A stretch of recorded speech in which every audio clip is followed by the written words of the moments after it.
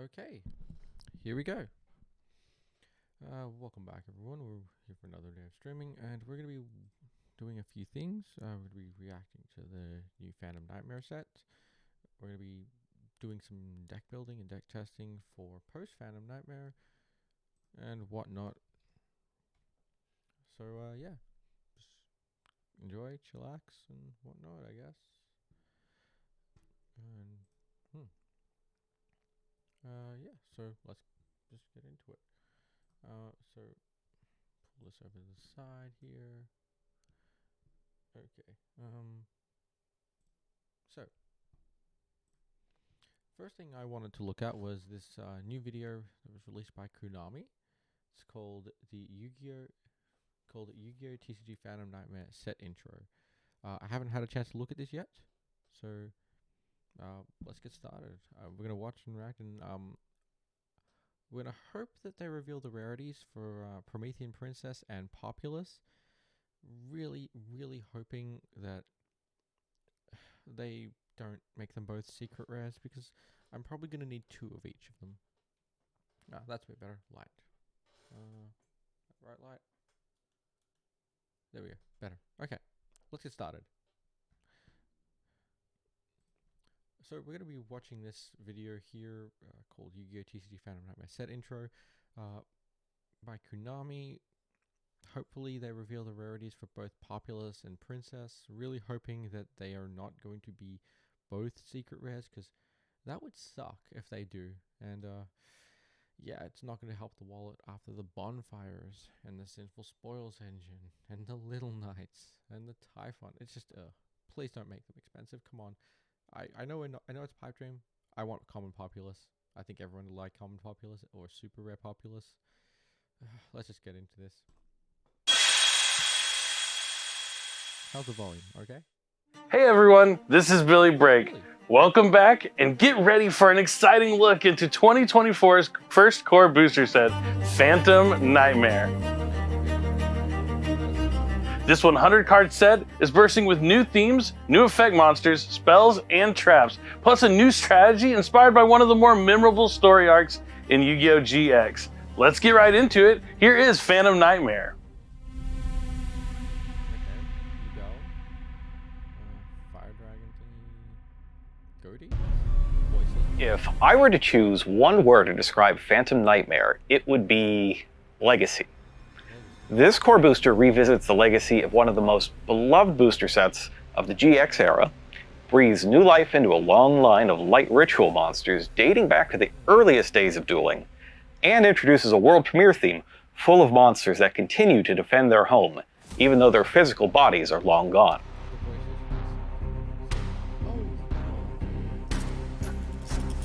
So, let's start at the very beginning of the set with a card that's number 001 in the set, and is aiming to be number 001 in your heart as well. Yubel was originally introduced in Phantom Darkness, but the spirit of Yubel is alive and well here in Phantom Nightmare. While superpolymerization was crucial to the character Yubel's plans in Yu-Gi-Oh! GX, it wasn't really part of the strategy based around the card Yubel, until now. You'll also find new cards based on Yubel's monsters from the Yu-Gi-Oh! GX series. The original Grinder Golem may have been used by Jesse Anderson, but he was under the control of Yubel at the time.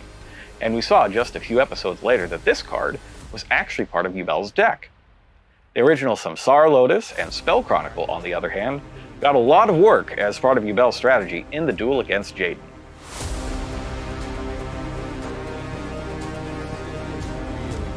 Remember these cards from the dawn of dueling? In Phantom Nightmare, these two and more are reborn as servants of the Voiceless Voice. Defend low the prayers of the Voiceless Voice while calling upon the power of Light Dragon and Light Warrior ritual monsters. These two monsters on the side may look familiar as well. That's right, these new cards greatly resemble Saphira and Soravis, don't they? You might want to check your collection for these ritual monsters, as they work well with this new theme. Ultimately, you'll want to ritual summon the new Skull Guardian, Protector of the Voiceless Voice, alongside Lo. While Lo is on your field or in your graveyard, the new Skull Guardian's attack points rise all the way to 4,100, and that's just a third of what it can do.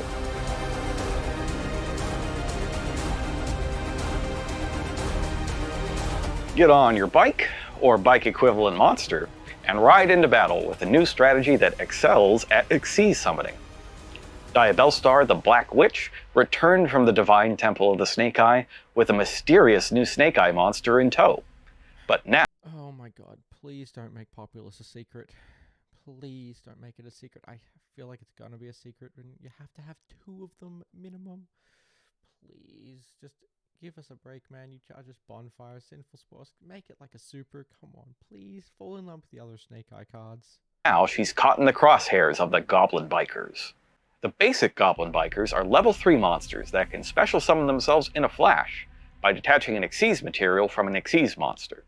Any Xyz monster, including your opponents.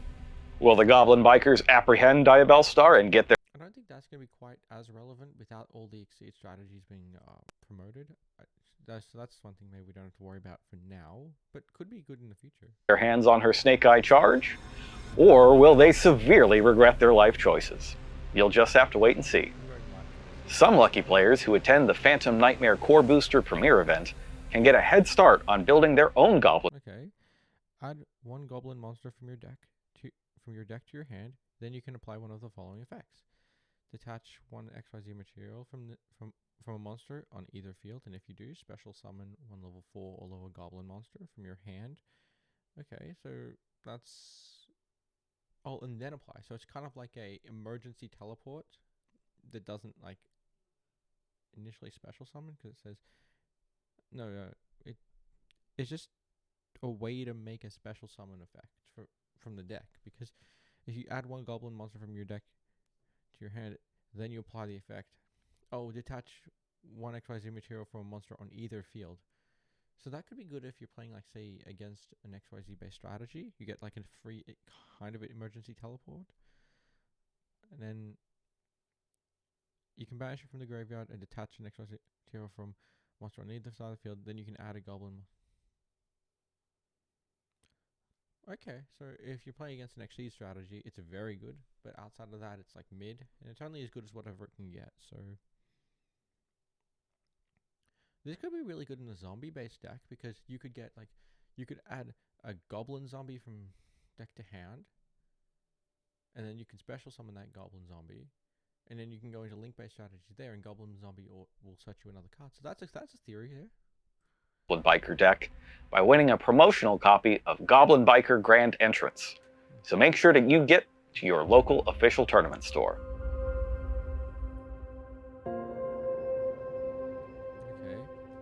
In Phantom Nightmare, you'll come face to face with Vados, the Eruption Dragon of Extinction, a monster whose power can destroy the cycle of life and death itself. The defenders of Obsidian could not save their home from the might of Vados, and were reduced to ash along with their city. The destructive power of Vados was so great that their very souls were burned into the remains of the city itself. Oh, is this the And now, they relive their struggle against Vados for all eternity, keeping up the fight for so long that their names have been lost to the sands of time. No, this is the voices.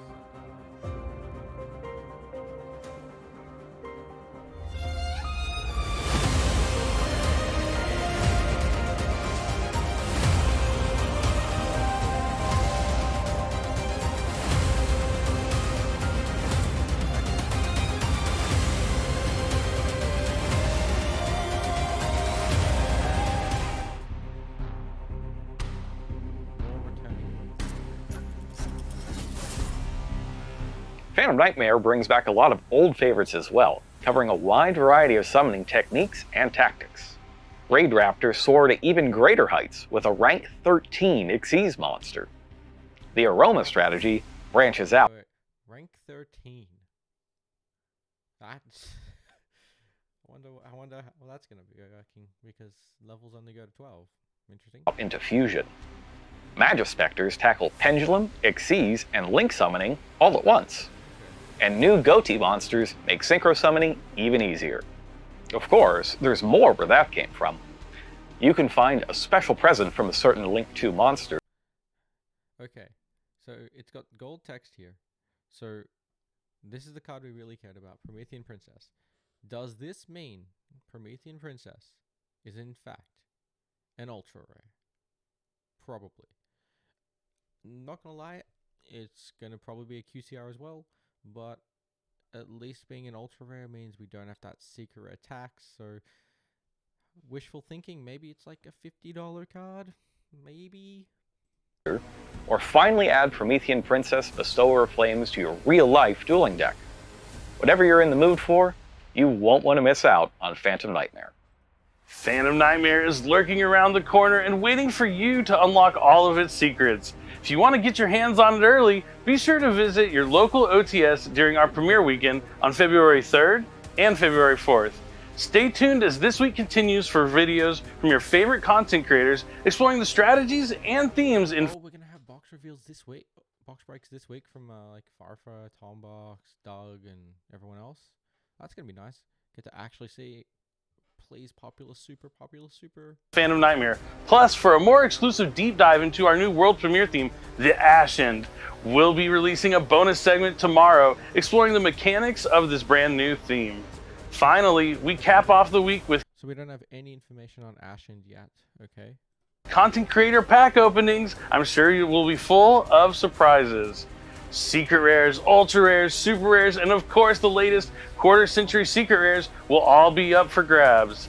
Glad to have y'all join us once again at this in-depth look into Phantom Nightmare. Always a pleasure. I'm Billy Brake. Thanks for watching, and don't forget, it's time to duel. Okay, so that was actually quite interesting. Princess is an ultra. No information on Populous. Some new cool stuff.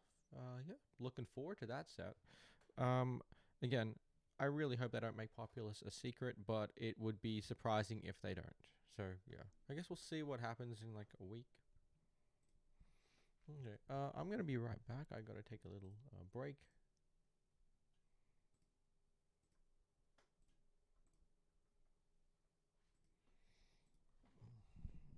Mute the string.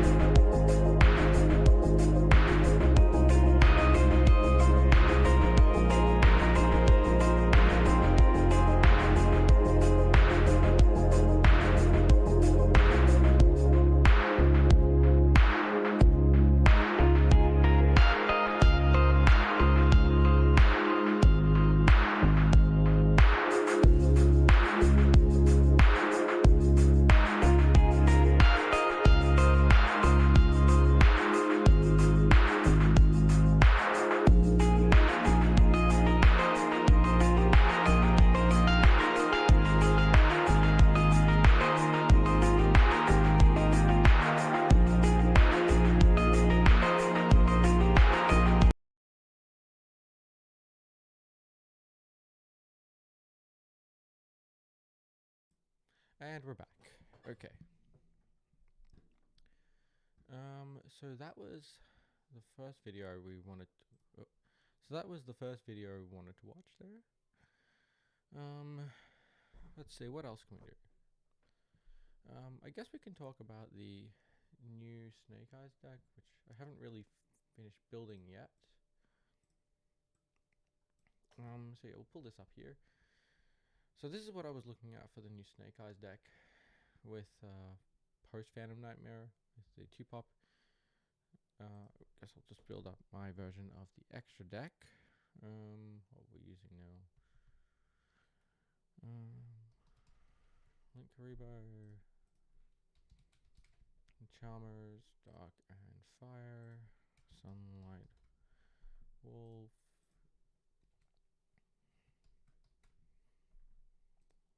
two and three. I don't remember if we used the Nightmares or not. Heat, Soul. Okay, so Celine, access code. I might not have used the Nightmare monsters. I might not have used those. Okay,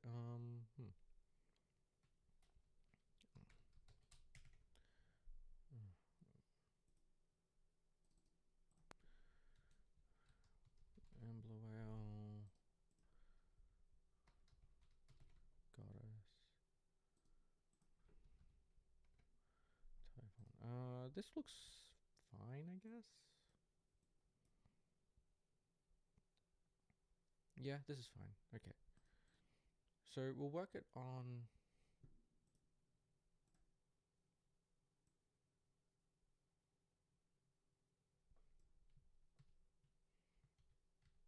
There we go.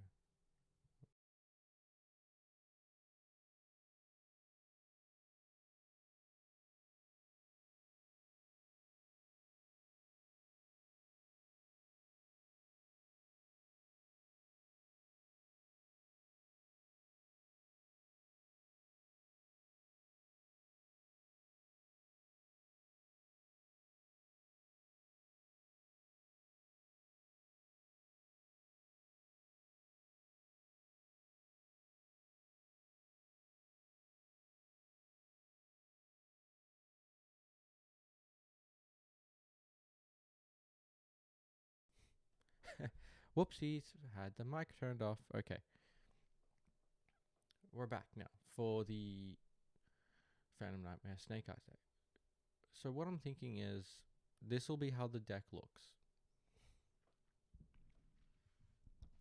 Something like this. Where we play a big Snake Eyes, where we play the Snake Eyes monsters that actually matter, so just Ash and Populous. 3 bonfires for the consistencies and a large Sinful Spoils pack, because these are actually like, all of these are like full combo. Prosperity is just more consistency. The Fire King cards are like the worst part of the deck, which we don't want to use many of them. So only 1 field spell and 1 sanctuary, because we're not going to play Garunix in the extra. That card just is not very good, and it doesn't really help you interact, because your board is not aiming to leave 2 8s on it at any time. You're going to be linking them off with IP. Fire King Island, once you resolve the first one, you should be fine, because you don't really have more Fire Kings in deck to use it. Just these as one-offs. I think after you use the first Garunix, it's fine, and then Kieran is like the best one, just because it can trigger in a hand. Avada can play around hand traps. We still have 12 hand traps. That's good non-engine there. And then the extra deck, I feel, is pretty decent here. You have the combo with Ambloel and Princess. You have SP Little Knights. I really would like to add in a Nightmare Phoenix. I don't really know how we can put that in, because I think you want to keep Heat Soul here for some of those alternate lines where you would need to draw cards. Obviously can change it. I mean, we can probably just do some testing with it, I guess. I'll see if anyone... let's see. Probably have to go to, like, say...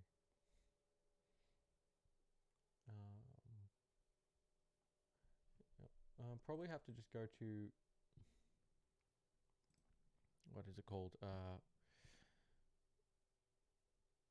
We probably have to go like DB or something and find people who are willing to like play the post Phantom Nightmare format, which may not be a viable option. So ultimately, this is what we've got, and I guess I can just show you guys some test hands like right now. So yeah, this will be like the full combo here, like because we've opened this one. We've opened it with 2 hand traps, which is excellent. This adds Populous, and then Populous can special summon from hand. I'm pretty sure most of you will know this, or if you don't, I guess look at it now. You get to add the original to hand. You link Populous off into Link Rebo, and the Populous effect puts itself back on the field. And then you can go original, send this off, and you get special on Ponix. Ponix effect. We'll add this. What we got?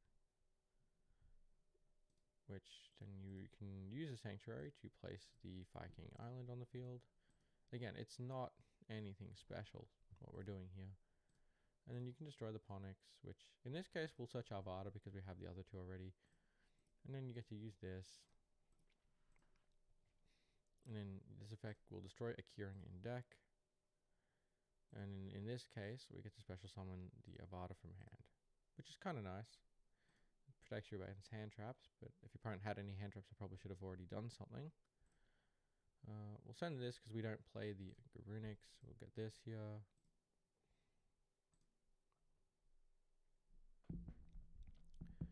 Let's see, what are we supposed to do here? I think if I remember correctly, we're supposed to link off 3 into no, we're supposed to link off the 2 into what's it called? IP first. I think it's like this is what we're supposed to do. Link them off into IP, and then bring back any 2s. Probably leave the Ponix there so we can recur it back to hand in standby phase. And now we're supposed to make, I'm pretty sure we're supposed to go Promethean Princess with the IP and a Link Reaper now, because cool thing about Promethean Princess, it's generic. You can use any monsters you want. Then we bring back the Flame Burge. We use Flame Burge to place IP in the zone here. Then I believe we're supposed to go.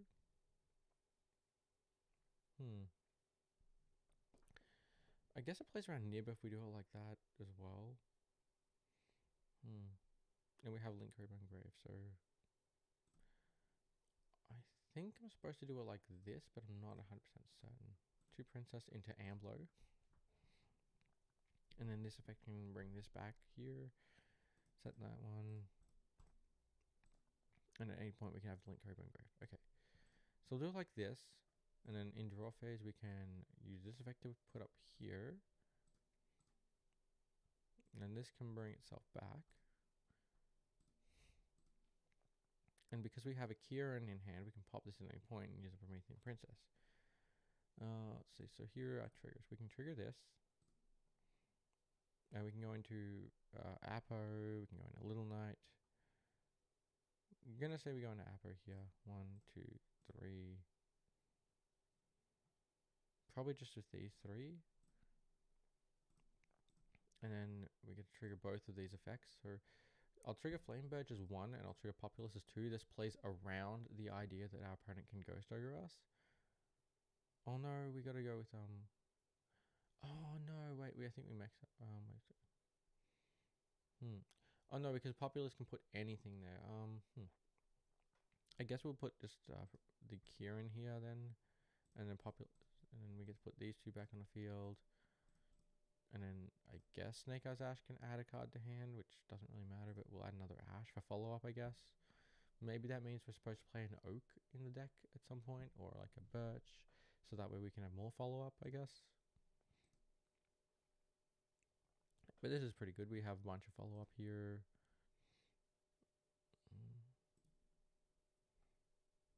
And then what we're supposed to do here, I believe, is just activate this. Let's pop one of these. So pop this.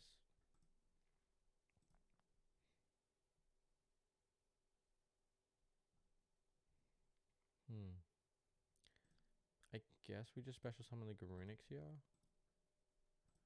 We activate that, and then we'll go activate the Avada here, which will negate it, but it'll destroy the Kieran, which will allow us to then special here. Because the Kieran is special summon, we can then pop this, and we can use Ponix effect to add the last card, which will be Skyburn. Now, opponent's going to declare an attack, and what we can do now is just link Karibo here. And okay, that's fine. And that's a really good draw, but I think essentially we have game at this point. That's a pretty basic combo there. Vulnerability, yeah, we have this field spell that can be destroyed or removed from field at any point and probably nukes our field. But if our field does get nuked, we get to trigger the Avada effect. We get to trigger the Ambler Whale effect here, because it says if this card is destroyed, you can target a link through a lower in either graveyard, special summon it. So for us, we would have Princess as an option, we would have IP as an option. I could even have the Apper, which doesn't really do much, but it's an option. Or although in that case, we could just IP into something else, like say a Little Knight maybe. We could go into, yeah, probably just go into a Little Knight, and we can bring the Little Knight back when Ambler is destroyed. So that's an option there. I believe if our opponent special summons, we would have,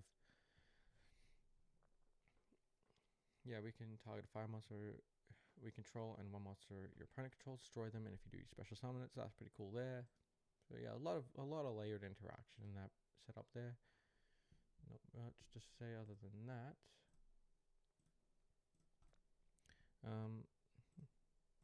So yeah, that's like how the gist of the deck works, I guess. Not really too much to go off of. Again, it's relatively new still. We're just testing a lot of stuff. But from first impressions, this deck is going to be very, very good. Definitely would get your fucking... There we go. Just save it as this one, Fighting Snake Eyes Vinny. Not really too much to say about it, but yeah.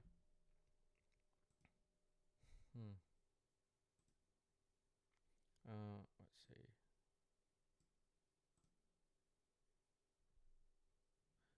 Yeah, don't really know much, but the combo seems very fun. Oh, that's right. Another video that was interesting to look at was the let's see if we can get it up.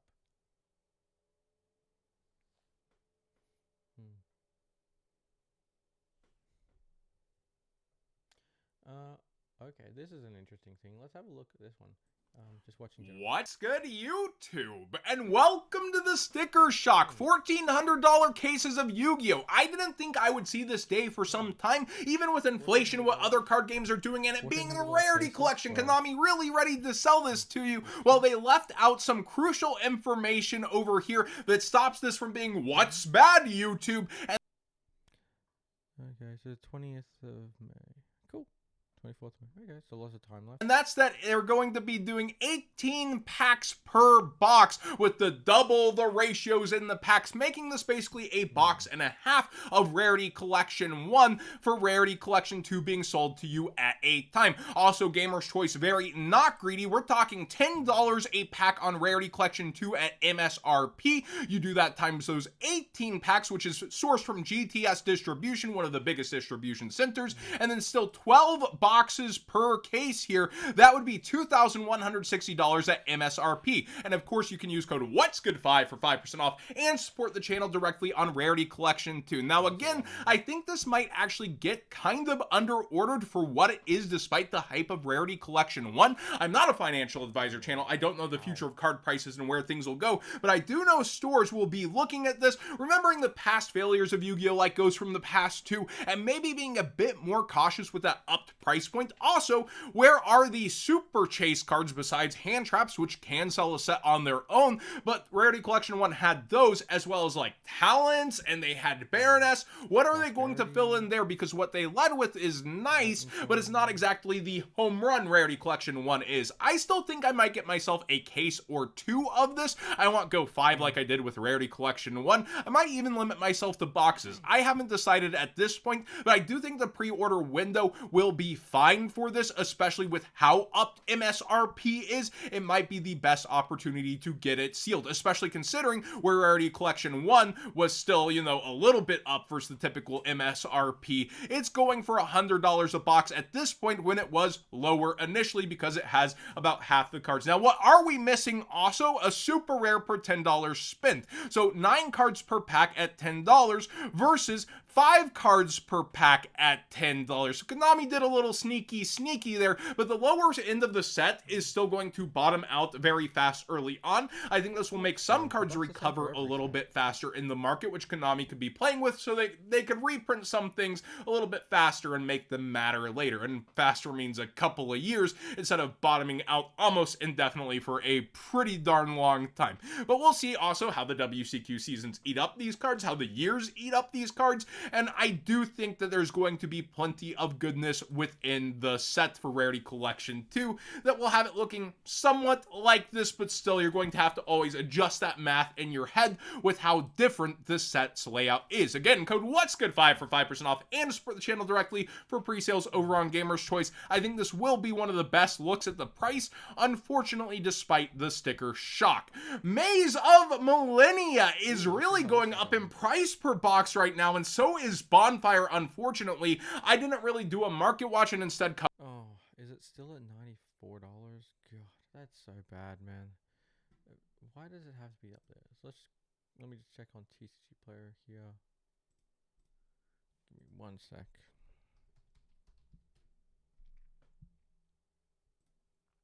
I'm hoping that 94 is just not right at all. I'm hoping it's like, I'm kind of scared to look.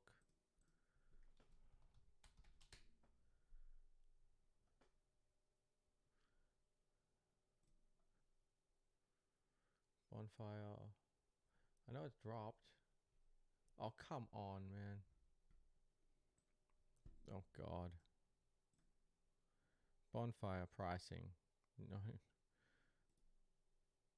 Mini market watch here. $90. Oh, come on, man. This is so ridiculous. 100 US. That's so ridiculous, man. I mean, I've got my set, and I got my set at a good price, but Jesus, this is terrible. Come on. So just a quick little experiment. So we'll go 3 bonfires. We'll go wanted. Not QCR. We'll just go for the basic one. So wanted. Let's see. $100 as well. Probably have to go page 2 just to get someone to 3 that you count as verified. God, this is. Oh, okay, this one has 2 shiny commons. Let's see. Let's just do this one here. It's the it's a roughly the same. Diabell Star, the Black Witch. You need. I'm gonna say you need 3 of it, but some people might say you need 2. Okay, here we go. 1, 2. Oh, whoops. That one, and I'm so used to doing this on Card Market. So those ones. Sinful Spoil, original Sinful Spoil Snake Eyes, because you need this too. You're gonna need SP Little Knight.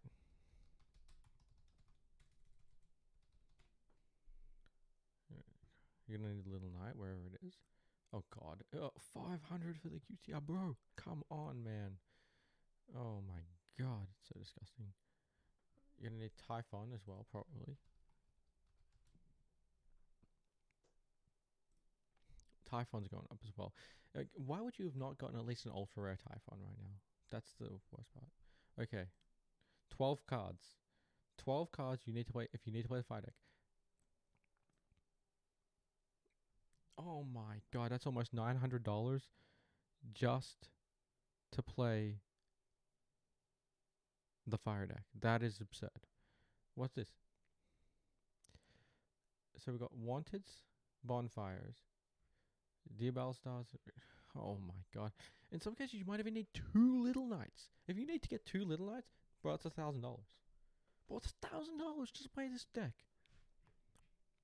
That is, oh my god. That is, no, that's not right. God. And then imagine like Promethean Princess is like $100 card as well. My god. I didn't want to look, but I had to. That's covered terrible. some other news this week. hoping So when this it is comes all down about- to Maze of Millennia, yeah, Bonfire was all the way down to $65 the night of release. It went back up to $80, and now it's headed back towards a $100 card. People were saying it's the salty ones who can't believe they spent so much on the card. No, it's people who are accepting that they just want this card, and that, yeah, the set's actually getting eaten up for a world premiere collector rare set, which tends to be the only successful versions of these sets, although a couple so of them bad, have turned man. themselves around. Remember, triple tactic thrust here is shorted within the set. Of course. Transaction rollback is also an interesting one Disgusting. that is really up there in price that Labyrinth players who want that. So rollback, I think, depending on how it performs, it could potentially just get hit in the ban list, or it could just go long term as a good staple card. I guess time will tell, but oh god, those bonfires, that's not nice. Not nice at all. It's not good for anyone that cards are that expensive. Like even Pack, who just ultimately just buys high rarity as a fault. Even he doesn't like it. To have access to, as I understand. You also have Noble Arms Museum. It seems to be going up for the Flame Swordsman stuff. I've seen a lot of conversations on this as copium, that you have, you know, the Noble Knight lady's gone, that this is just copium, but yeah, they're really low on listings, and now the ultra rare is becoming somewhat hard access and really going up there in price and selling out. Valiant Smashers got new support for all of its archetypes, multiple cards for each, and what really went up is the mementos, and you can see the prices for the collector rare skyrocketing, but so did the Valmonica, or is it Valmonica? I don't know. I haven't tried to pronounce that one yet. YouTuber murdering names as usual. And Centurion didn't move all that much despite new cards because it was already the maximum ceiling of the set, but what did shoot up is actually the prices of the boxes. Look at this going way up in price, and for a collector rare set that has a good archetype inside, then a true fan favorite one in Memento for its actual lore in the game. I even like the cards a lot, but that's the boomer in me. So Yugi boomers still spend a lot of money in the market. It's probably the main driving force when you actually look at product sales. Yeah, it's understandable why this would really go up that much with the support. Raid Raptor Stranglelania. So the support for Raid Raptors is almost here. Photon Hyper Nova, let's go. Well, people have been I hope this doesn't become a thing. Red Raptors are just that deck is just, it gets overcomplexed in some situations, and no one really wants to look at an overcomplicated Raid Raptor. buying this one out like crazy, and it is towards a $8 card almost at this point. Out of Phantom Rage is a super rare. Pressured Planet had panic sellers after the reprint announcement for Rarity Collection. It really went down in price, and then it went right back up as people realized that's not going to be here for a while, and I want to play in the regionals. We have number 76 Harmonizer here, and numbers actually have multiple places in this market watch. It's going up also on the back of Cash Tira and is now back towards a $6 card, and its only version here is its ultra rare out of Battles of Legend Heroes Revenge. So we do have the Battles of Legend sets coming out. We'll have to hope for a reprint there maybe, but it's still not the most unaffordable card in the world. Diabell Stars Quarter Century Secret Rare is way up in price. Be aware of that if you do have one. Still, even with Rarity Collect. Dude, if you have QCR Diabell Star the Black Witch, sell them now. Like, just get the secrets. They do the same thing. And this is like an engine which is almost certainly going to get slaughtered on the ban list in some way. It's not something I'd want to be holding and then say, oh crap, they're gone. Just the secrets are already going up, and it's in the terms of Yu-Gi-Oh, in terms of buying and selling cards, it's a lot easier to sell a $50 card than it is to sell a $300+ card. Collection, people are going in on pieces like this for the modern metagames and really putting their money into their deck for the WCQ season. We also have Infernal. This is something I'd recommend. I think we should all have the Infernal Flame Banshee. It's a big surprise. Agov strikes again. Flame Banshee starting to go back up relatively fast towards $40. This is towards its top-ish end. It's been here before it was going down. It's the one I've said to watch, so it'll be interesting to see if it kind of evens off or it really does go up there and play. There's so much potential for this card, but it is player brain versus what will actually happen brain, and we'll wait and see. But a ton of people are saying, yeah, get this, from what I'm hearing, and I don't disagree in terms of potential personally, which is probably why it's going that way. Then I had Rarity Collection already covered here, but I was just going through and looking at how card prices versus boxes really even out through the entire value of the set. So again, we're kind of looking at what is going to sell the lower end versus like Prosp and Talents. I want you to keep that in mind with Rarity Collection versus what is in there currently versus what was in here. I do think that Rarity Collection 2, again, will likely be very successful and maybe even under-ordered because of the price, but it is missing some of that oomph that Rarity Collection 1 had behind it. Number 3, Cicada King, is the other number we were talking about with the Goblin deck. It seems to be going up quite a bit in anticipation to a whole $1. That's right, but there is only this one version out of battle. For $1, it can't be a card that's like ever. It can't be like ever bad to have a card like this. When you factor in like shipping and stuff, it's gonna be expensive. So just get it for $1, pay $2, whatever. Just have it, and rather than not, it's extra deck toolboxes are never a bad thing to have. Battles of Legend Armageddon, so be aware that while it's an ultra rare in there, sometimes ultra rares from these sets end up going up a bit higher than that. Thanks for watching today's Market Watch. Please subscribe if you haven't already. Give the video a thumbs up if you enjoy these conversations. Is there anything else he's going to talk about? He's just doing an outro. Oh. Do you think it sets it aside as a more of an even special feel of a... Yeah, I don't think we need another Rarity Collection because of the quarter centuries. They can't really go past them this year, just because this is like the end of the 25th year of Yu-Gi-Oh, so nothing more. Just like that. Okay, so it's just something that I saw come up in my feed. Something else I saw that came up in my feed that I think is probably worth warranting is Yu-Gi-Oh! Let's see. So, which would be this Cap G video came up in my feed, and I know that people are reacting to it a little bit weird, but it's called Yu-Gi-Tubers have become completely delusional about how much it actually costs. So I think it's worth doing a reaction to this video that came up in my feed, and I've seen a lot of people in the community just talk about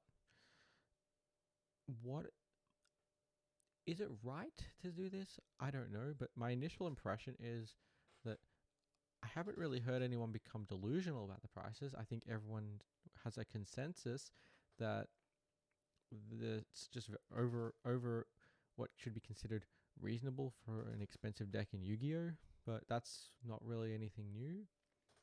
So I don't think anyone's really calling it delusional. I mean, have they? Yeah. My initial impression is that no, people are saying it's definitely still expensive to play the game, and I really haven't heard anyone become delusional, but I guess someone said something I'm unaware of, so I guess we'll watch the video and find out. Yu-Gi-Oh! Content creators are becoming, for lack of a better term, delusional. It's something that I've noticed more and more while using social media, specifically Twitter. To their defense, maybe some of them don't actually believe what they're posting, or they're just bored and seeking attention. But recently, as the community struggles with accepting more $100 staples like Bonfire and possibly Snake Eye Populous right around the corner, there have been some very outspoken YouTubers announcing that essentially everything is fine, the game is perfectly cheap and reasonably priced to play, and if you disagree, you're just a scrub who needs to get good. First, there was a post made by one half of the mega popular YouTubing channel. Yugioh shape, competitive Yugioh is not something these two. I mean, it's not unreasonable to make this statement. Competitive Yugioh is not cheap, that's true, but I do think that for most part, this is a reasonable statement. Although I can see how some people might be triggered from it because everyone thinks that you should be able to do everything for as little as possible, but that's not how the world works. Head-to-head battles. Susu posted, quote, "Yu-Gi-Oh is cheap. Competitive Yu-Gi-Oh is not. Stop mixing these two. Any hobby, if you want to compete at the highest level, has a cost. Yu-Gi-Oh is cheap," close quote. Excusing that he didn't even spell the word. So yeah, you can play Yu-Gi-Oh cheap. Like, you can definitely buy 3 structure decks, and these days structure decks are very good. Rarity Collection got you a lot of cheap staples, so the game on the whole, it's actually cheap. It's actually quite affordable for entry level. But if you want to play the best deck, like the Fire deck with 3 Sinful Spoils, the Bonfires, well, obviously that's not cheap. But you can't say just because you can't play the best deck with the best engine, you should say that that's an issue. No, you can definitely play the game on a budget. It's just you're not going to have the best deck, and I think the best deck does deserve having a price tag. But there should be always alternate options available, which there are. You can play whatever you want from structure. In fact, I think Pac did a video where he was playing Traptrix decks, and he just played budget and won at locals all the time. Now, not everyone is Pac skill level, but the fact that it's possible to build a budget deck and have success with it, even at the locals level, I think that's what Yu-Gi-Oh is about. Being able to play a budget option, have the ability to, rather than just having, oh, I guess I gotta go pay $2,000 to get the whole Fire deck. Hobby correctly. I believe that while Susu is technically Oh, he did misspell hobby. Oh, that Cap G win. right, it's a bad faith argument. He's right in the sense that Yu-Gi-Oh is technically quote-unquote cheap if you're only talking about the bare minimum price for entry. It's not like a hobby such as card collecting where the bare minimum for most running and non-salvage cards is going to be thousands of dollars. In Yu-Gi-Oh, you can pick up nearly any modern day structure deck for 10 to 11 bucks and play the game right out of the box. Are you going to have something that will fundamentally work and is playable? Sure. Will it be optimized and suited for your personal tastes, or something that gives you a great grasp of the game and how it's played? Probably not. The reason we shouldn't use Disagree with that. I think structure decks are becoming to a point now where they're actually very good, very playable, and they have a lot of good generic staples. Like, again, I know I'm going back to it, but look at the Traptrix structure deck. It had Ash Blossom and Evenly Match with a bunch of Kaijus in there. That's really good for building a deck with a fundamental core. In fact, the first year, I think I returned to Yu-Gi-Oh in 2022 or 2023 early, and what happened was the Traptrix structure deck was released. I was able to get that structure deck and have a very good foundation for a core deck to build upon. And obviously, you have to get other cards to play the deck, like at the highest level. But you have a core of cards you can use, and you have good generic staples. Add in, now we have Rarity Collection. It's really easy for anyone to get the staples just by getting packs of that, or buying a box, or just buying singles in general. So I'm gonna disagree with Cap G there, that you can definitely get cards really affordably now, but you aren't getting the best. I don't think that's a big issue. I think the big issue is at least having an affordable way to play the game. Because again, getting people to come into locals is a big issue. And if you give them an affordable option where you say, hey, spend $100 and you're gonna have a deck that's playable for the whole year probably, and you're going to build it on a budget. Now, if anyone says, oh, $100 is too much, well, you're not going to be able to play every game like much more budget than that. I know everyone has different budgets for different persons, different personal situations, but $100 to do a hobby, and it's going to set you up for like 3 months, maybe more, and you're going to get to evolve it over time with packs and for prizes. That's not a bad thing. So don't try and point out, oh, because you don't have the best possible deck available at the time and you can't get it for cheap. No, that's not how the world works. If you want the best quality of anything, you're going to have to pay a premium price. Like, I don't know, use groceries, for example. I'm pretty sure you can't go to the supermarket and say, hey, I want the best quality toilet paper, but I want it at the bottom dollar price. That's not how the world works. The floor as a barometer to determine how affordable Yu-Gi-Oh generally is fairly simple in my opinion. That reason is because people don't generally pick up hobbies with the intention of participating or engaging at the absolute lowest level / bare minimum. No kid ever tells their parents that they want to start playing basketball so that they can make the team and be the last player off the bench who never gets into the games or gets any playing time. So well, that's completely different. That's about working hard and getting better at what your skill set is. Whereas this is a hobby. You want to do it to primarily, number one, have fun. You're not trying to make a career out of playing Yu-Gi-Oh professionally. So the idea that Yu-Gi-Oh can be cheap to get into is, again, technically true, but it's largely irrelevant to the discussion that everyone's having right now. Playing competitive Yu-Gi-Oh in the TCG is not cheap, and what I think Susu is missing here. You don't need a copy of SP Little Knight to play Yu-Gi-Oh. Common misconception, my hobby is not playing Yu-Gi-Oh, it is winning at Yu-Gi-Oh. I cannot win a game of Yu-Gi-Oh with... Okay. Yu-Gi-Oh, even locals are sweaty, so you need... No one wants to go. Okay, so this is true. If you want to win at the game and be highly competitive, yeah, you do need a copy of Little Knight. In some cases, possibly 2 Little Knights. Yeah. I think this statement is true, but I think don't mix up the difference between a hobby, which is just playing to have fun with your friends at local level, maybe use a budget structure deck or whatever, and then don't compare that with the misconception that, oh, I want to win. Again, you got to separate the I want to win with I want to have fun arguments. If you can separate them there, and then you're going into this with just the idea to have fun, play on a budget, enjoy yourself, that's all. But if you want to play to win, well then yeah, you're gonna have to pay for it. Here is number one, no one in the last 3 to 4 months that these discussions have been going on surrounding the price of the game has given any legitimate reasons as to why it needs to be this way. And number two, the term competitive Yu-Gi-Oh doesn't mean, as he implied, competing at the highest levels. I'll start with number two, as that's a super common misconception. There's often this idea that the term competitive Yu-Gi-Oh or competitive player only represents players who are playing at YCS or national level events, and that simply isn't true.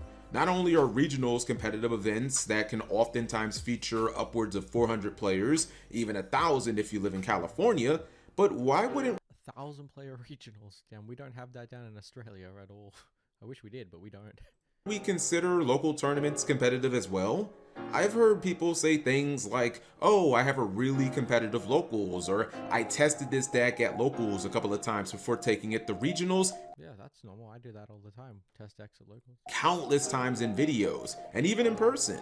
I say this to make the point that locals, regionals, remotals, they're all competitive events. It's not like only the people who attend YCS tournaments are the ones who practice, play test, research the metagame, and want to win duels. For instance, last format I top 8'd a fairly small remoto regionals with Runic Stun, but I can tell you that every single person that I dueled against was a competitive player, even with the... Well, the thing about remote duel events is sometimes you're playing in smaller pools, but again, the people that really want to grind the remote duel events are generally the people who have their setups all in nip tuck and set because they're trying to compete at the highest level.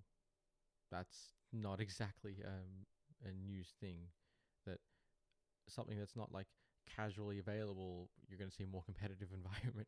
These smaller tournaments, 95% of the people you're playing against are going to have competent competitive decks. You're not just going to show up to a regionals and your opponent's like, hey dude, only my second time ever playing the game, haven't had a chance to pick up a pack of sleeves yet, but I'm feeling really good about my Duston, Dark Magician, Exodia, Fire Princess Turtle deck. The second point here is that again, no one has ever really given a good explanation as to why competitive Yu-Gi-Oh! In the TCG has to be expensive. And in So many bad takes. Oh, okay. So many bad takes on here. Just because it's a hobby doesn't mean it should be expensive. It's how cards should be cheap, so everyone can afford them. Most people aren't going to drop $1,000 on a deck. Not to mention the ban list could hit. Yes, this is a very good point by DB Grinder. Okay, this is a wildly ignorant statement. It's not cheap, it should be, but even at a local level, you often see still need a few money cards to put up a fight because of how the game is structured. Think of how imperms and blossoms cost. Okay, this is a bad take here.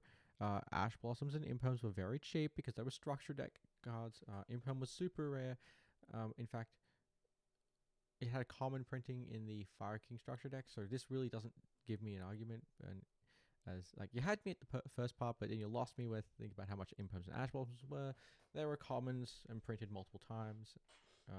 Imperm was a super technically, but again, still not too much. Like if you say, "Oh, the card is $10," how dare it be? It's not a. That's not an exceptionally large amount of money to spend on cars. Just $10. I mean, surely you can scrape up $10 for 3 imperms to improve your deck. Don't have to have it all at once, but over time you can definitely get it. In turn, why I believe that complaining about the current prices in Yu-Gi-Oh! Is completely reasonable. A couple of people have tried making, in my opinion, bad arguments supporting why the TCG needs to be expensive in the past, but those points have all easily been debunked, usually by me. I bring that up because Susu actually tries to make claims defending how expensive Yu-Gi-Oh! Is, saying things like, because we have vendors, hyper-competitive players, stores that need to recoup expenses, close quote.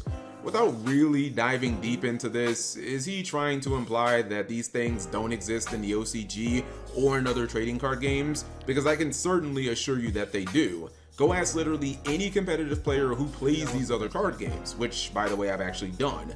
Another point Susu makes is in regards to people bringing up the huge price disparity for competitive meta decks and other similar TCGs, which I've This argument has been beaten into the ground. We don't need to go over, but Pokemon is cheap, but Magic the Gathering. Look, other card games are other card games. Yu-Gi-Oh! Is another card game. If you want to keep bringing this as a mute point that another company is doing something cheaper, then I don't know what to tell you. Go to the other company because this argument doesn't matter. It's irrelevant to what Konami are going to do. Just because another company is cheaper and then Konami is more expensive, I don't know what to tell you. This is not going to change. There are always going to be people coming in to play the game. If your big issue is this company is doing something better, go to the other company. The large company is not going to change because your opinion of them is poor. The only real option is just go play with the other company. That's all I can really say about that one. I've actually talked about on this channel multiple times over the past few months. Susu states, quote, they are on a rotational system as opposed to an FNL list. They have a completely different play and pay structure to Yu-Gi-Oh! Close quote. So here he's mainly addressing the Pokemon trading card game and claims that having set rotation allows it to be more affordable. I mean, I think that this point is laughable, like laughably bad. At least it is once you learn that the One Piece trading card game, the Dragon Ball Super TCG, and the Digimon TCG, surprise, all don't have set rotation and use a ban list just like Yu-Gi-Oh! And their meta decks on average are massively cheaper than what we have in the Yu-Gi-Oh! TCG. I actually spoke with a friend of mine who is an avid Digimon TCG player, and his response to my question was, laughs in my $68 meta deck, Cap G. Lastly, Susu outright blames the secondary market when asked point blank why the OCG can be far cheaper and yeah, the secondary market is a big issue because, again, OCG compared to TCG printings are far different. The OCG has everything printed in a low rarity and a high rarity, so you can always get things at a budget, but if you want to spend money, that's an option because you can also go high rarity. So I don't disagree with that take, but again, the OCG and TCG are different entities in their own way. It would be good if the TCG could adopt the OCG methodology of printing. However, they're not going to. This has been a point made for years that they should, but they're just not. So realistically, what can you do about it other than just accept that it's not going to change and keep playing the game that you love? Or if you don't love the game, just don't play it. That's the only real option, because they're not going to change anything. We've been arguing this for a decade probably. More reasonably priced as opposed to the TCG, when of course we use the same exact cards.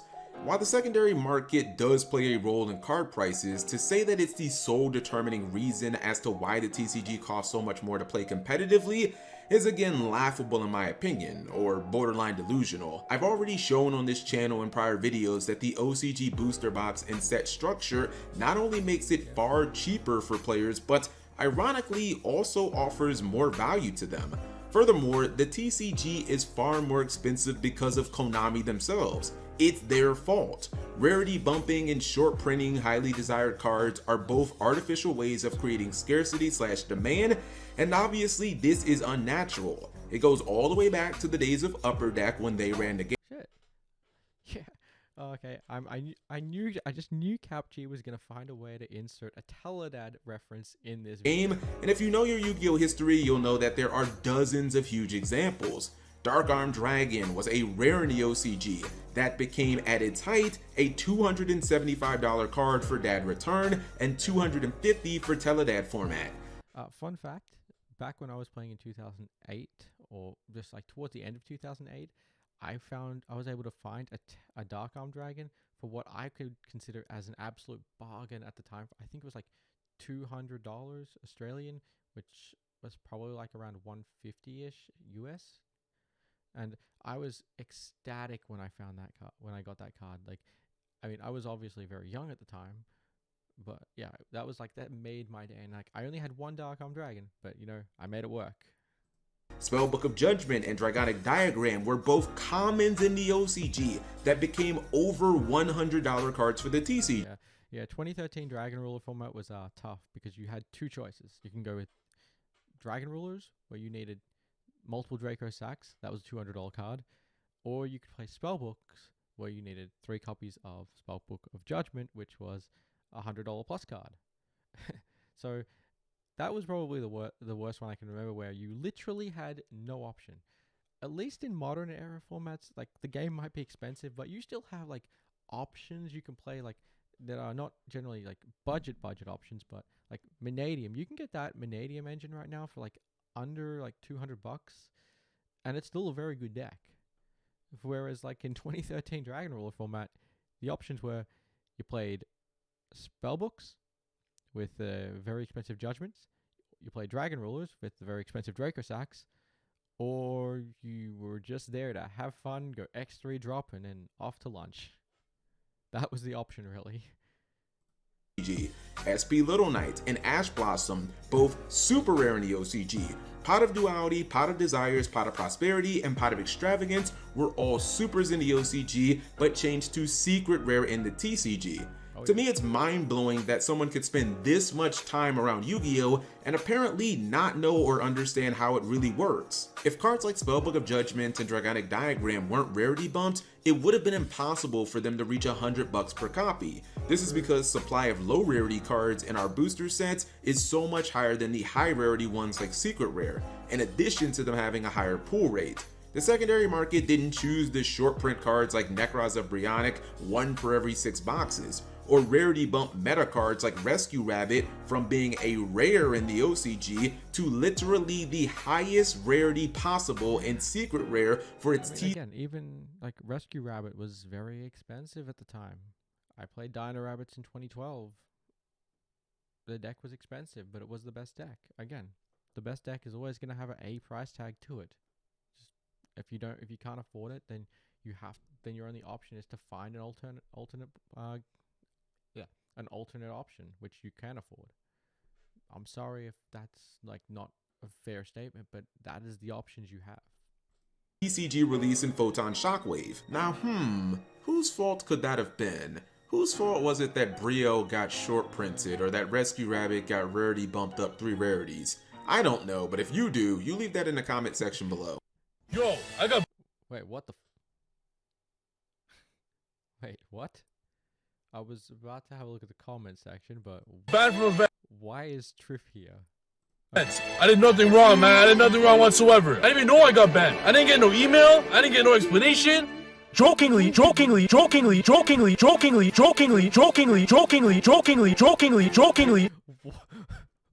Why is there just random facts, clips of Triff here? Why are we just doing random Triff? Now, head-to-head battles wasn't the only one engaging in Triff made a outlandish statement. Anyways, what I'll just describe as nonsense. Triff Gaming jumped into the discourse by posting this. Oh, yep. Not the Triff banger. Why Yu-Gi-Oh is so expensive. Why buddy, just win a few locals and trade your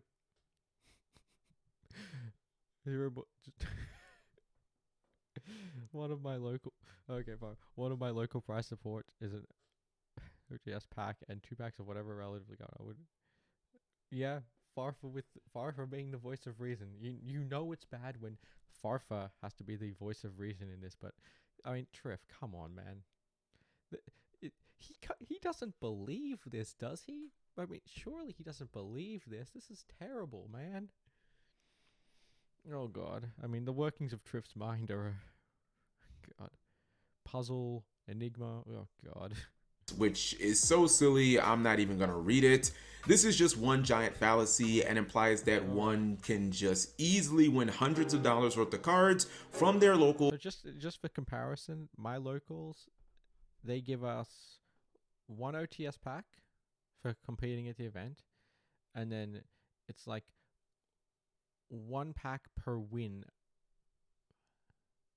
So like everyone gets like 1 pack for like entry as well, like with the OTS. So like if you go 0-5 or whatever it might be, you still get 1 booster pack, but you will still be at, but I think it's something like 1 pack per win. So if you win like 5 rounds, you get like OTS plus 5 packs or like something like that. But what's that, like $5 a pack, 5 packs plus an OTS? That's like $25, $15 entry.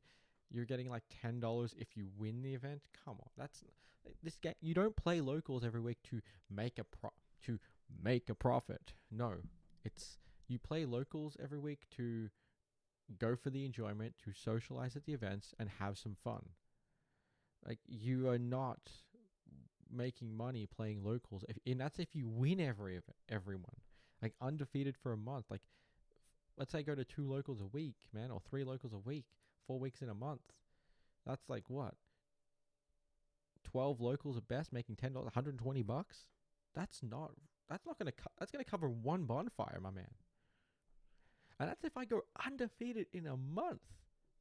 Bro, even Pac doesn't go undefeated in a month. Even Jesse can't do that. That's insane. So, like, Triff having bad takes, yeah, let's move on. And then trade them for these new meta staple cards that are being released very frequently. Where do I even begin with this? What if, like Farfa brought up, my locals doesn't have superb pricing? Oh, okay, so let's go to let's go to a larger locals in a metropolitan area. Pack wins a large locals, gets 5 OTS packs, gets like half a box of the most recent set, right? Let's say that's the best case scenario. 5 OTS packs, and then half a box of the new set, right? Okay, that's $60. Let's say he can do that 2 times a week. Like that, so now we got 8 of those, right? So he wins 4 boxes, and this is if he wins the event. 4 booster boxes, and like say, what is it? 40 OTS packs. So he's probably going to get 2 ultis in there minimum, and then if we say half, let's say 4 booster boxes as well. So that's one thing you can say, okay, if you were playing at the largest store in a condensed metropolitan area, yeah, that statement might be factual. But it's still low percentage, very difficult to have it happen. And again, you have to be absolutely flawless and one of the best. And even if you are, sometimes you still lose. So you get out of that, and I'm assuming the price for entry is going up in those events, because to give out that kind of prizing, you have to raise the entry level cost. So let's say $20 per cost. So what do you get? Like, you make $30 profit per event if you win on average. So that's about 60 a week, 240 a month. Yeah, look, and that's only barely getting, like, say, your set of bonfires or anything like that. God, it's such a bad take, man. Or maybe it's just worth about $50 if I win the entire event. That would take me something like 6 weeks of getting first place every single week to equal a set of bonfire. And let's just say that maybe I pulled some ultimate rares that were worth more than what a typical pack would give me, and we could cut that number in half. That'd still take nearly a month to get your bonfires, and by that time, Phantom Nightmare is coming out, and guess what? You need to pick up some Snake Eye Populace to make the bonfires actually worth playing to begin with, which, by the way, was only printed as a super rare in the OCG. But hey, we're dealing with Konami here. We know that they totally won't rarity bump Populace into being a secret rare in the TCG, right? Triff also goes on to say, quote, "Zero remorse for noobs, just win a YCS," close quote. And at first, I thought he was being facetious, but the more and more I thought about it, I don't think so.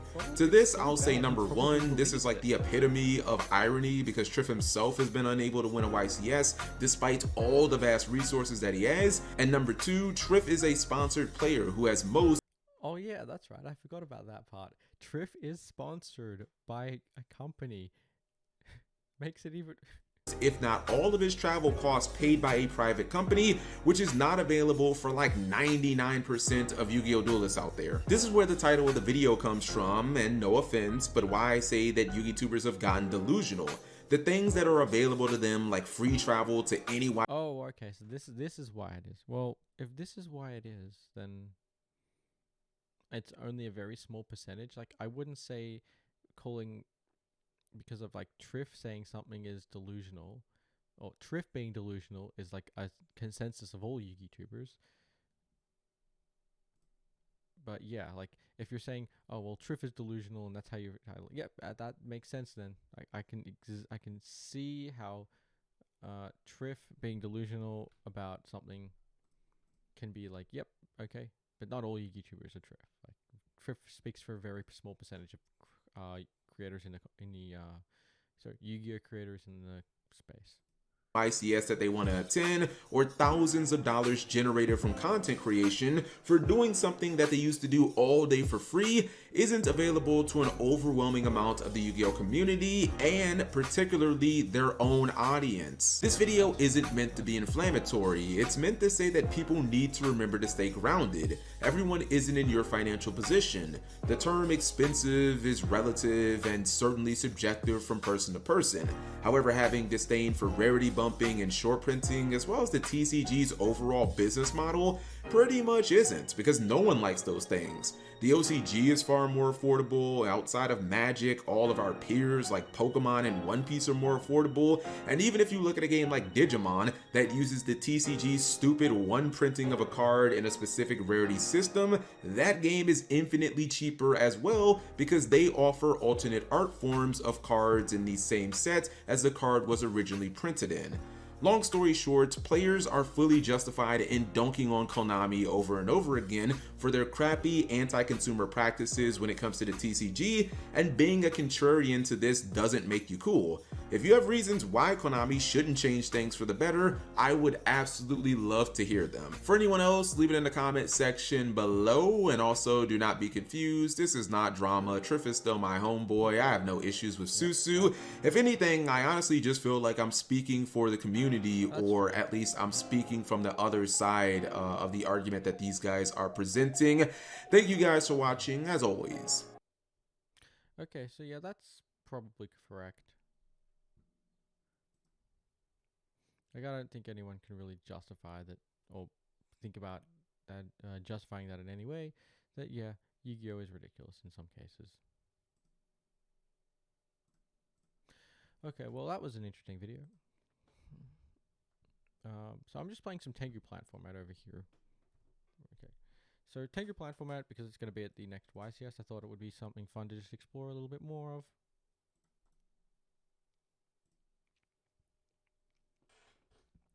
We're just going to be using some Tengu plant here. We're going to see where it goes. Sure.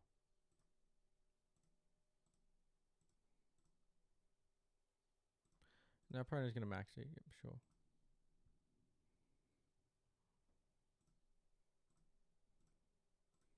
I'm pretty sure I know what my opponent has. They just have, what's it called? They have Reborn, they have Valor. It's not really very impactful. Like, we just dust shooted them, and we pretty much were able to play from there. So we know that my opponent has they're going to have Mind Control, Valor, and Reborn. Mind Control, Valor, Reborn. No, sorry, No, we got rid of the Valor, so they'll have Mind Control and Reborn. So what I'm hoping my opponent does, and would be really cool if we got, so T-King. Sure, that's fine. And then we just bottomless the T-King here, so that way they can't really do anything with it.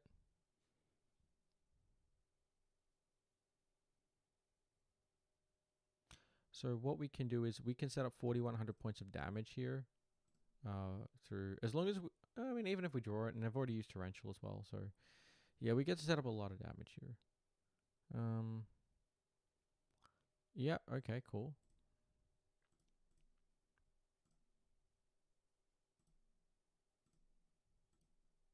Let's see, can we get lucky?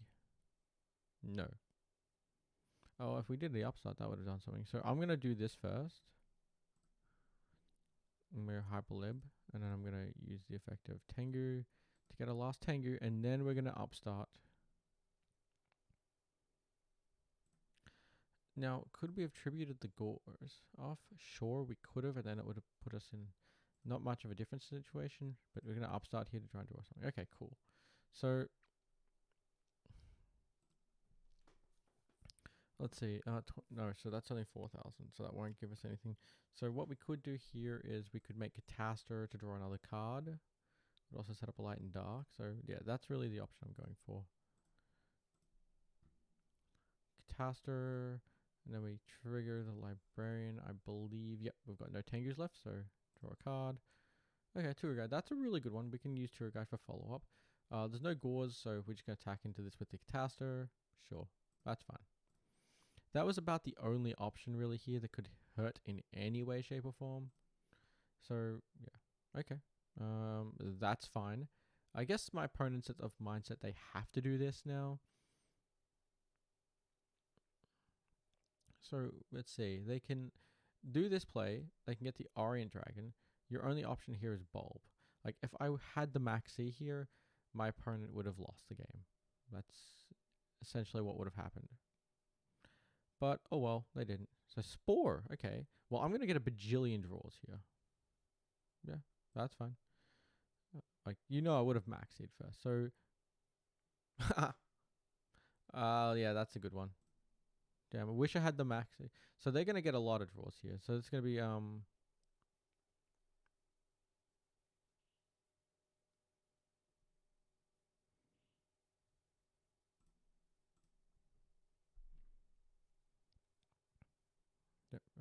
banish this one. Banish whatever you want from the grave. Valor, okay, cool. And so if they hit this, we'd lose. That's unfortunate. And then they have Spore, and we lose. Oh, that sucked. Couldn't really do anything against that one. So I always side out the Dandelion here because it's not very good when you go second. I mean, our opponent played, unfortunately, well, I'll put it this way. Our opponent just did what they did, and we just didn't get, what was it? We got kind of unfortunate in that scenario. Let's see. What else? I'm going to start up Mirror Force in this matchup. So I'm going to start up Mirror Force for this matchup with Tengu Plant here. Because, again, in the mirror matches, our opponent, you don't really want to play into this because a lot of their beatdowns are going to be like Thunder King Tengu. And Mirror Force doesn't really do much against that. It's like trading 1-for-1, but it puts a light in the grave. Prison at least can out the Thunder King and allow us to tour guide Levier back, so we take control of it. Okay, well, that's nice. We're going to start again with Thunder King. Much more better, much more potent hand. And say go ahead. Dash it again. Okay, well. So yeah, this is exactly what I'm happy about this. We're gonna get rid of the tour guide. Tour guide is the only thing of this hand. See, this is the thing about this hand where you see a lot of inexperienced players will just now probably do something where we max see them and we get to play.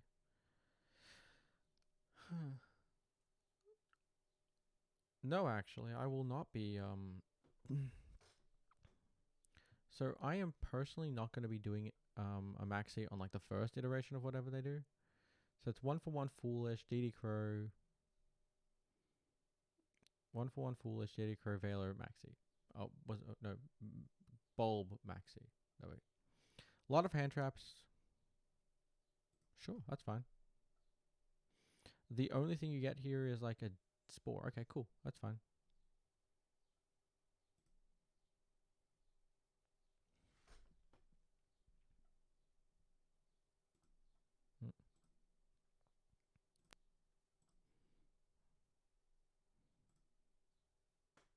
So you do this, and then your opponent has a choice. They can give you an extra. Okay, sure. We're just gonna get an extra draw for free. That's fine. So this whole play gives your this is such a bad play. Sure. We draw one here again. Not a desirable draw.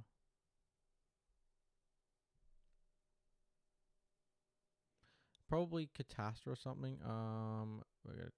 I might just get rid of that. There's no reason to leave that up.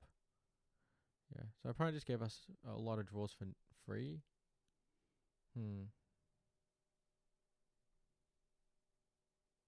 So one of the things I'm actually thinking about doing here is BONFIRE to get Dandelion, because I know that Dandelion can do a lot for us. So, and then we just trade the maxi as a 1-for-1 here. Yeah, that's fine. So what we do is we set up our board here, and let's just set one more, so that way we don't have to really do too much here. So they still have Bulb effect, which is fine. I didn't want to do Torrential and play like too deeply into a Heavy Storm. Okay, interesting. Oh, that's not going to be used at all.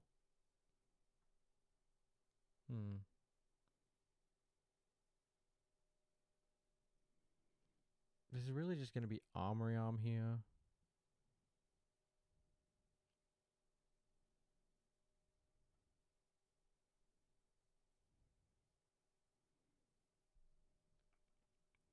I guess we just normal summon this and see if our opponent does anything. Okay, nothing. So we know they've got DD Crow in hand. Sure. Okay, that's fine. I guess that's the right way to do it. And then we just do this. There is a light and a dark. Okay. But we do have the Veiler. Again, Heavy Storm does suck here. Okay, that's not Heavy Storm. Great. So what we do know here is we know our opponent has Crow.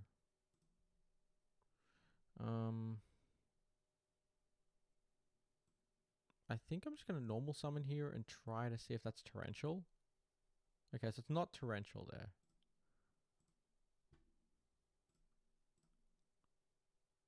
Whoopsies. There we go. Back in grave. There we go. Okay. So I think we just try to push up more here. That's fine. So we go here. It's this 18. And if it is a Gores, we just do this. Okay. No, nothing. Okay, great. Just pass here. We don't really have to do anything. It's only got a Bulb, which does nothing. Okay. Yeah. So that's why I don't like DD Crow in this matchup, because again, what DD Crow does is it just feels like the whole game is so much slower and just too weak now. And if you have DD Crow, I can just summon normal summon Thunder King, normal summon Tour Guide, normal summon Tengu, and just beat you down. Like, I'm thinking about putting this in over these three. I like to play more of like a control strategy pro side with Cyber Dragons, and Cyber Dragon also just outs, like it forces the Thunder King as a 1-for-1 trade. It forces, like this hand here completely plays around what the stereotypical plant deck does. You're using duality. Okay, cool. I mean, we know you're taking Maxi here, right? Absolutely taking Maxi. Personally, what I would do is I'll take the Reborn. Okay, that's a little interesting. I guess that could say you already have a Maxi in hand, which is a possibility. See, and this is why I love this, because Thunder King, we completely contest the Thunder King with the Cyber Dragon. And there we go. Now we're going to normal summon Tour Guide, attempt to activate effect. And exactly what I said, that you have a Maxi, but we're going to just put Sangan here. And then we're going to go attack with Sangan. Do I get hit by deep? Okay, no deep prison. So we know it's not deep prison. And then we're just going to set 2 cards. Notification or something. Okay. Yep, you're fine there. Okay, so we're probably just going to finish the stream off with this Thunder King. So we know that that's there. Okay. I think I might just go for the warning on that. Yeah, so we're warning it. Sure. This is fine. So this is how you actually like. I'm hoping I get to show the punish here, where our opponent decides to crash their Sangan into our tour guide to search something, and then we just get to prison it. That's what I'm hoping is going to happen here.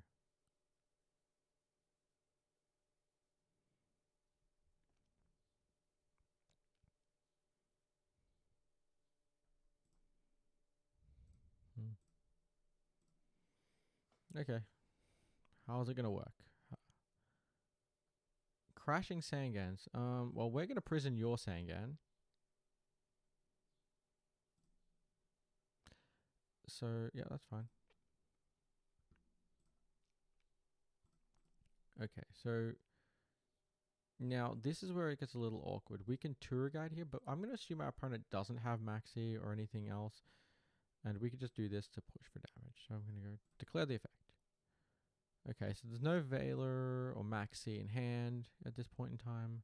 And we also get to get rid of the other tour guide here. Now, the only negative to this whole connotation is our opponent at any point could have a BLS in hand, which will make this. I love this. I love this. It's so nice. So yeah, we are in BLS range, and it does scare me a little bit. But this whole thing here plays around BLS. Now, I actually made a little bit of a misplay there, where my opponent could have gauzed me. Like, if this is a Bookerman, we could have gotten hit by Gauze. Okay.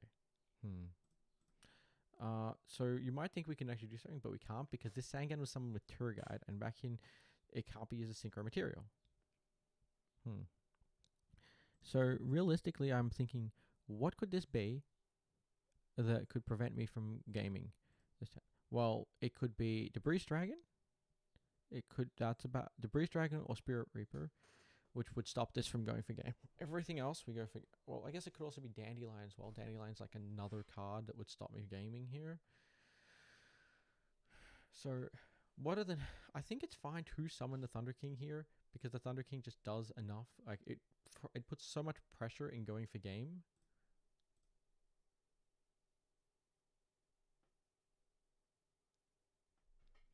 Like that, we don't need to worry about the Sangan here. Okay, so it's Tengu.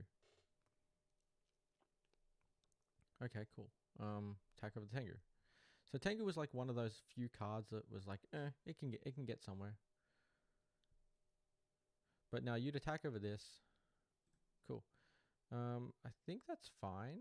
Like, so Tengu was like the one other card that we really could not get through for game. But this was like a way that we got game in every other way. Yeah. So the first thing you should be doing here is,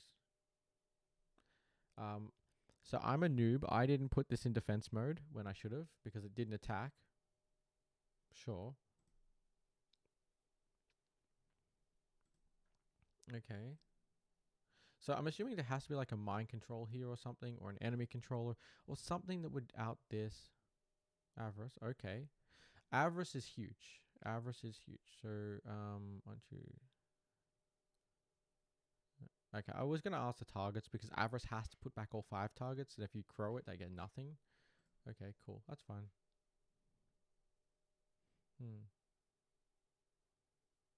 I guess that's like the one few punish to this whole like scenario. He had enemy control as well. Yeah, so we're in a really shitty spot here. Yeah, I'm just gonna scoop at this point. There's no reason to continue. Yeah, that was like one of those few scenarios that just said, yeah, we're gonna lose. Okay, so I'm gonna call that it for the day. Just a nice 2-hour stream, or close to a 2-hour stream. We did a few things, talked about some of the Fire Kings and the Snake Eyes, watched a few of the hot topics in the community, looked at the market price of cards, and also got to showcase some Tengu plant format. Just for reference, I think you guys saw it, but this was the Tengu plant list that I am currently using. What you can't see covered up right now is 3 MST and then the 3rd D Prison in the side deck, with Black Rose Starter, Scrap Dragon, and then Trishula is the last card there, which the extra deck is really standard for Tengu Plant. I don't think I played that game very well. It's been a while since I played the format, but again, I just want to showcase this because it is coming up in the Time Wizard 3v3. So guys, that's going to be it from me. I'll see you next time. Bye.